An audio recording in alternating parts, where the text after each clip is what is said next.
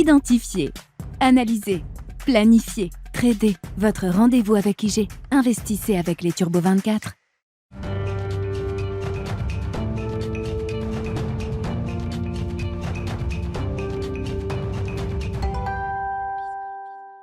J'ai oublié de le préciser, mais comme chaque lundi, c'est le plan de trading de Smart Bourse, les enjeux techniques de marché pour ce début de semaine. Alexandre Baradez est à nos côtés en plateau, chef analyste chez IG. Bonjour et bienvenue Alexandre. Bonjour. Quel week-end.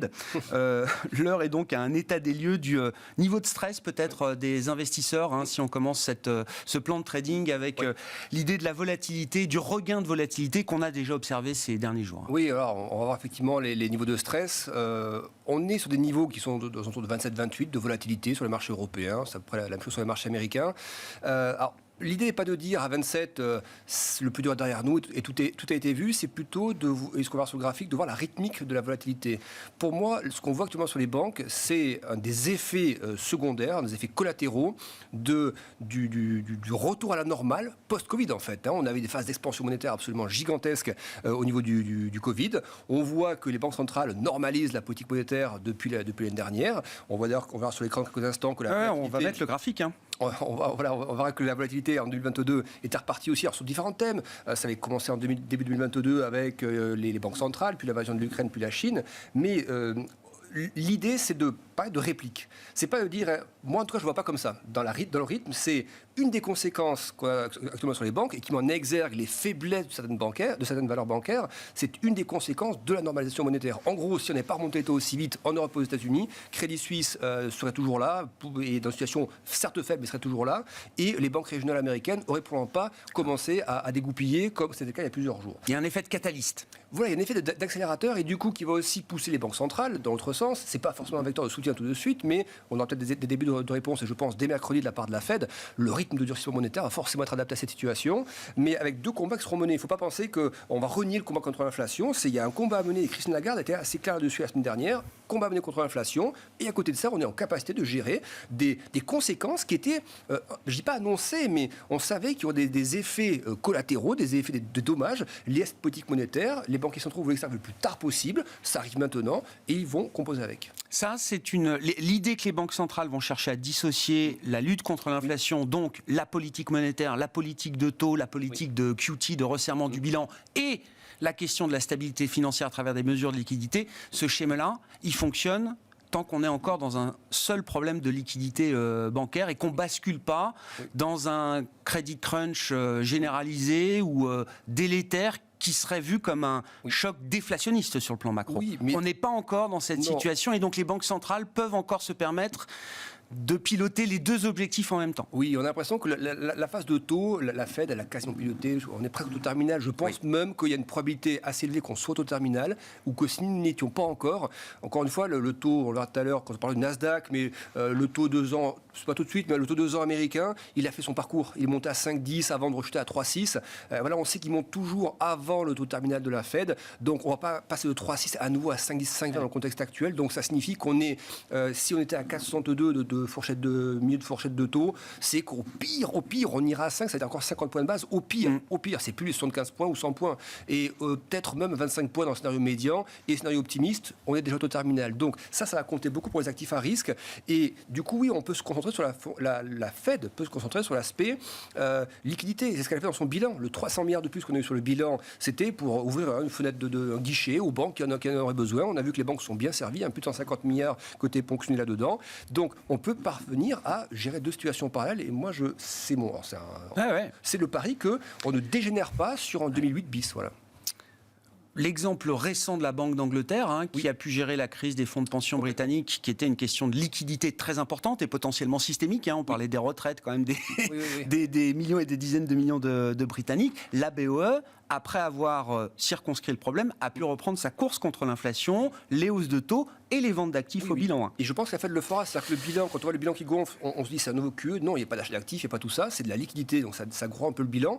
Mais il faut se rappeler qu'à la fin du cycle précédent de normalisation post-subprime, le bilan avait baissé de 16% avant que la Fed remette de la liquidité. C'était en 2019 notamment, et hop, elle avait remis un petit peu. 16%. Là, on a baissé de 8% au niveau du bilan de la Fed, depuis le sommet donc, avant qu'il y ait cet épisode. Donc, Donc on va pas considérer que, vu tout ce qui est injecté, que la Fed s'arrête à 6% et repart directement. Par contre, qu'elle fasse des pauses, puis qu'il redescende. Flexibilité. On aura un atterrissage un peu cabossé comme ça, mais on reverra des niveaux de baisse de bilan plus importants que ce qu'on a vu il y a quelques jours. Un processus moins linéaire peut-être en matière de politique monétaire pour tenir compte des risques sur la stabilité financière. Qu'est-ce qu'on peut dire de nos indices actions en Europe, et prenons le CAC comme référence, qui est prêt de remonter autour de 7000 points à mi-séance en ce lundi 20 mars. Voilà. Déjà, on retrouve une zone dans laquelle on est bien plus confortable. Avec vous, pendant plusieurs semaines, on disait, voilà, on attend, parce qu'on n'est pas de corrélation entre des actifs américains. Par exemple, quand le CAC était sous ses sommets, les US, eux, lâchaient 6-7%. On disait, oui, c'est la composition du CAC, c'est les effets de taux réels ou autres. Nous, il y a quand même un truc qui nous chagrinait, c'est de considérer que le CAC ne considérait pas, les investisseurs ne considéraient pas l'effet de taux. On ne sait pas que ça a dérivé sur le truc bancaire, mais on disait, les effets de taux, on a l'impression que l'Europe les ressent pas, et pourtant, les États-Unis le ressentent. Et si on parlait des effets de réouverture de l'économie, la Chine était moins optimiste que nous. Donc on disait, il y a quelque chose ça va trop vite. Donc on a cette respiration. Je ne dis pas qu'on savait que ça arrivait par les banques, mais on a la respiration. Donc déjà, le côté grosse respiration, je pense que certains asset managers vont être ravis de ça, parce que certains avaient raté le rallye. Donc, un trou d'air de 7, 8, 9%, ça passe pas inaperçu en termes d'opportunités pour les investisseurs de long terme. Ensuite, ça nous ramène sur des niveaux de valorisation qui sont en ligne avec le risque qu'on a actuellement par rapport aux banques. Mais je pense quand même que c'est dans la rythmique du marché. On prend l'indice hors dividende. Le premier jump qu'on avait eu à l'époque, en 2021, on dépassait le sommet de 2000. Ça va trop vite. Excès, trop de liquidité, les actions montent trop. On corrige fortement l'année dernière. Le gros de la correction, il était l'année dernière. Ensuite, le marché reprend, mais reprend trop vite. Donc, il faut corriger cette reprise, le choc bancaire et le bon timing pour corriger ça. Sur le graphe suivant, moi j'ai mis une zone qui me souhaite la zone. J'ai mis en violet. Pour moi, c'est un peu la zone extrême. Soit on a déjà touché le point bas 6007-6008, c'est tout à fait possible parce que vous voyez que 6007-6008, c'était les zones de résistance de décembre. Donc on casse, on pull back, c'est un phénomène classique de marché, et on peut repartir. Si ça devait être un peu plus sale que ce que nous avons actuellement, c'est-à-dire si ça devait dériver un peu plus de l'heure bancaire et que ça nécessite des moyens de communication plus forts de la part des banques centrales ou autres, il me semble que le risque un peu max, on l'a dans cette zone. Il y a de la densité. Je sais que le graphique ne fait pas tout. C'est le graphique avec la situation qu'on a en face. Bien sûr. Si on considère que ce qu'on a sur les banques peut dériver sur quelque chose de systémique, c'est le cas, comme en 2008, ce serait le cas si on n'avait pas eu tout ce qu'on a eu côté US et côté Europe. C'est-à-dire qu'aux États-Unis, la vitesse de réaction a été très très rapide. Sur un week-end, boum, communiqué à la réouverture des marchés, c'était en début de semaine dernière.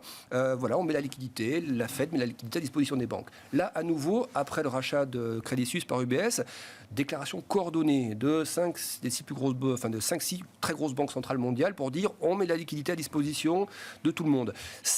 Vous avez les plus grosses garanties dont vous avez besoin en tant qu'investisseur. Vous dites voilà. Et on les a vite dans la séquence. Par rapport à 2008, où il y avait un temps de retard à l'allumage, aujourd'hui, la leçon de ce point de vue-là a été retenue. Et tous les grands débats et les grandes conférences sur l'aléa moral, est-ce qu'on a bien fait, etc., viendront plus tard.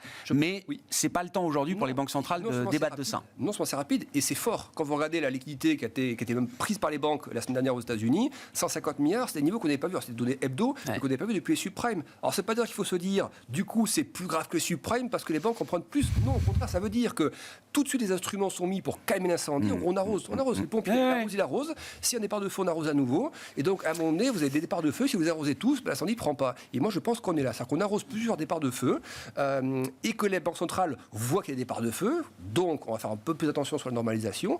Donc ces zones-là me paraissent adéquates d'un point de vue du retracement que ça génère. C'est quand même des retracements de plus de 5% en tout cas. C'est ce qu'on voulait voir, entre 5 et 10. On y est. On peut aller sur du 10 et un peu au-delà, mais je pense quand même que ces zones entre 6005 et 6008, je pense, c'est la zone d'accumulation pour le prochain rallye. Donc c'est des bonnes zones déjà pour commencer à mettre un pied dans le marché, je pense. Bon. Alors évidemment, cette situation génère aussi des effets de marché sur les actions américaines, avec le retour du Nasdaq. Le Nasdaq, parce que le retour de tous les actifs à risque. Le Bitcoin. Le crypto space est en folie depuis quelques jours. Là. Alors ce crypto, la petite parenthèse qu'on peut faire, c'est comme pour l'or ou pour l'argent. C'est tous les actifs qui sont des actifs de non-rendement. Évidemment, quand les taux passent de 5% à 3,6, et donc les taux réels aussi, qui se détendent fortement, évidemment que les actifs sensibles au rendement, quand vous avez moins de rendement de côté, les actifs qui n'ont pas de rendement se redressent. Le Bitcoin, il y a un petit effet en plus, je pense, de réseau. On se dit, ça y est, c'est l'heure de gloire du Bitcoin qui va venir être l'actif de refuge contre ces faillites bancaires, ancestrales, etc. C'est pas ça. C'est un actif qui est beaucoup baissé, donc il se reprend en hauteur de ce qu'il a baissé par rapport à cette détente de taux. C'est que l'effet taux qui compte là-dessus. Et donc les techs... Et qui reste corrélé avec le Nasdaq, par exemple, de ce point de vue-là, le Bitcoin. C'est moins fort sur le Nasdaq, mais encore une fois, parce que le Nasdaq a moins baissé que le Bitcoin aussi. Donc on peut toujours comparer ça. Alors après, on parlait de la Fed avec les taux. Moi, je pense qu'on est quasiment sur le taux terminal ou pas très loin d'y être. Donc l'effet taux élevé sur le Nasdaq, il est quasiment consommé. Le risque qui persiste, c'est l'effet résultat. Ce contexte commence à évoluer sur le niveau des résultats des entreprises. Les consommateurs, est-ce qu'il y aura un choc de confiance? Peut-être. Les banques vont moins financer aussi. Ça va durcir les conditions financières que la Fed n'aura pas besoin de durcir. Du coup, la Fed va s'appuyer dessus, ce choc bancaire, pour dire, voilà, les conditions financières se durcissent, et c'est pas nous, mais ça va nous faire du bien pour l'inflation quand même. Donc, il me semble que le risque, il est pour les résultats. Donc, pour l'instant, je dirais qu'on est dans une zone assez neutre. C'est-à-dire que l'effet taux est neutralisé, quasiment.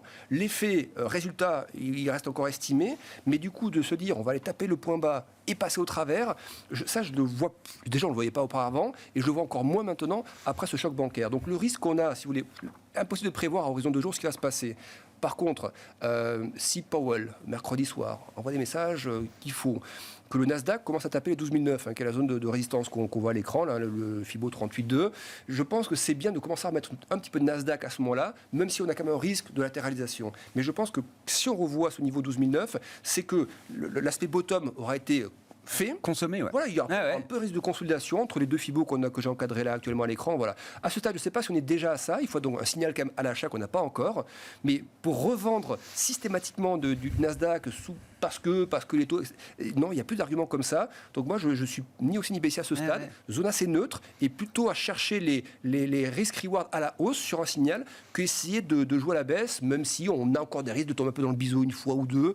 Mais je trouve que la récompense à la baisse va être de plus en plus délicate, alors que si on a des signaux de taux qui plafonnent, d'une Fed pas qui pivote, mais qui aménage un peu le discours, eh bien, les signaux à la hausse seront plus pertinents que les signaux à la baisse. Qu'est-ce qu'on peut dire des devises et notamment de la parité euro-dollar? On est allé chercher le bas du range pour dire les choses, c'est ça Alors nous, on voulait revoir la zone des 1,05 qu'on a revue. Là, volontairement, je dézoome. On peut se dire, ouais, mais en trading, ça c'est pas très pratique parce que c'est trop dézoomé. Pour autant, c'est sur ces graphes long terme qu'on voit les gros enjeux. On voit que la zone qui supporte pour l'instant, c'est des zones support 2015 et qui était retapée en 2017 également, en 2022 également. Donc le 1,05, moi, c'est une zone qui est intéressante en tant que support. C'est-à-dire que si la situation bancaire dégénère, c'est toujours possible, le dollar va redevenir à la valeur refuge, donc l'euro va baisser, etc. Il y aura ce risque. Mais je le vois plutôt comme un risque, comme pour les indices tout à l'heure. C'est plutôt un risque de réplique. Pour moi, la capitulation était à 0,95. Ça a capitulé et ça repart. Donc là, le indice à 1,05, c'est un effet de bord comme ça. Si le bancaire se durcit un petit peu, le dollar risque de se renforcer un peu. Mais pour retomber à 0,95, qui était le paroxysme de crainte monétaire, crainte gaz, balance commerciale européenne, crainte confinement en Chine, exportation, etc., on n'est pas à ce stade-là, si vous voulez. Donc moi, je ne vois pas les bases pour retomber sous la parité vers 0,95.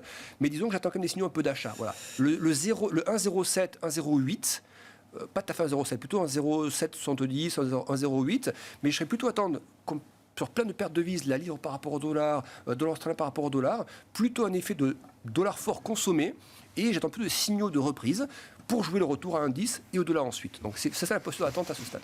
Bon. Semaine clé, comme il y en a beaucoup, mais là, c'est une semaine qui sera dense en informations. Les réactions de marché, la manière dont le marché va intégrer toutes ces nouvelles informations sera clé, évidemment, également pour la suite.